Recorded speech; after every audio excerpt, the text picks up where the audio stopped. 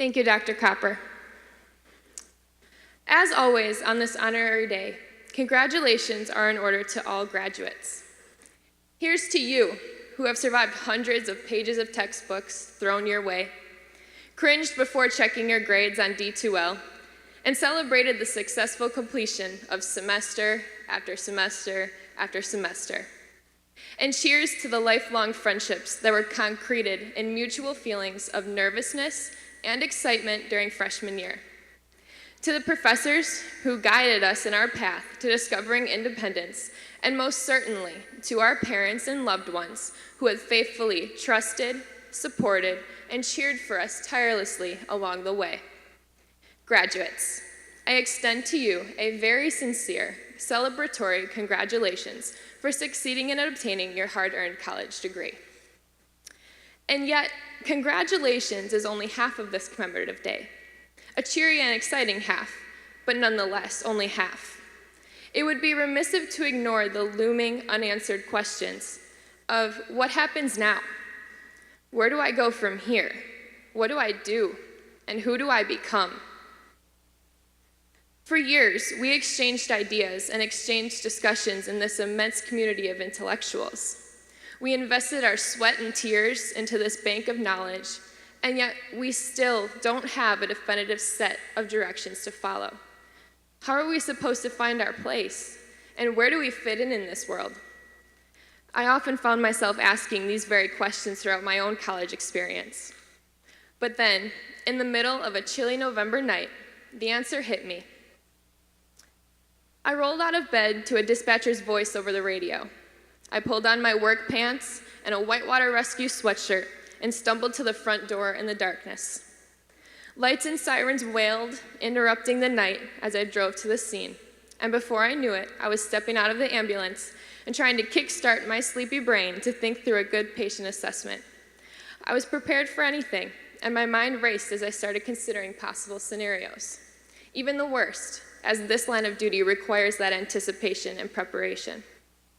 But when I arrived on scene, none of that was necessary.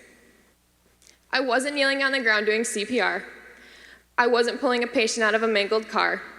And I wasn't administering any medications. I wasn't splinting any broken bones, and I wasn't trying to control any bleeding. I was simply monitoring an elderly man who had the flu, wasn't feeling well, and requested to be transported to the hospital. It was nothing heroic, and I can assure you there were no bragging rights earned by going on this call. But 6 words and the quick thank you that he gave me on the way out of the ambulance changed me forever.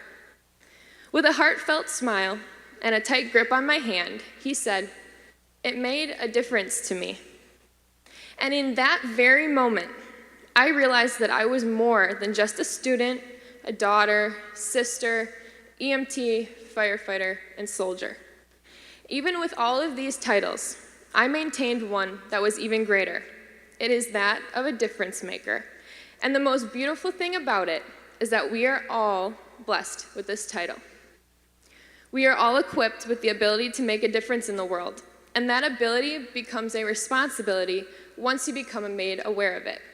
So that's what I'm doing here today with all of you. I am making you aware that you are all difference makers who have the strength, confidence, intelligence, determination, humility, and honesty to create a positive change in this world of ours, in whatever way that may be.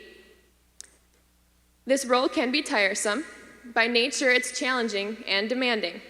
It will require sacrifice and strong personal will, one that won't crack under pressure or be swayed by the temptation of the easy way out.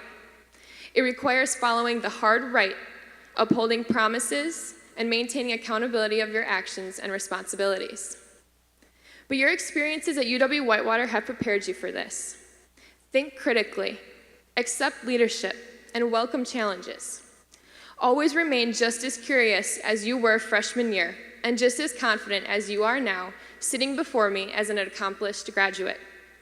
Don't be afraid to step out of your comfort zone of just a student or just a graduate, and into that of one who is going to make a positive and meaningful difference in this world. In some cases, that may be the physical act of doing CPR on someone who collapsed, or perhaps donating to a charity in need.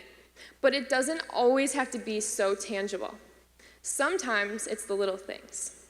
It's doing what's right and standing up for what you believe in. It's taking chances and giving second ones to those who need some added strength. It's remembering to act in a way that reflects sincerity and courage in all that you do. I urge you not to bend to the pressures of the popular opinion. Instead, remain critical and provide a pathway for progress. When people turn to you for assistance, don't hesitate when you extend your helping hand. You will find that with this sacrifice, with this commitment to making a difference and to be part of a movement that's greater than yourself, you will become more than you have ever been. You will make a difference. So as our time here at UW-Whitewater draws to a close and we receive new job titles, don't forget about the one that will never change. We all have the responsibility to make a difference. And this society is much more malleable than we may think it is. And we have an immense power to shape it so that it is reflective of a world that is stable, communal, and strong. Always remember that sometimes it's the title that you don't have placarded to your desk or printed on your business card that is truly the most powerful. Thank you all, good luck, and congratulations, graduates.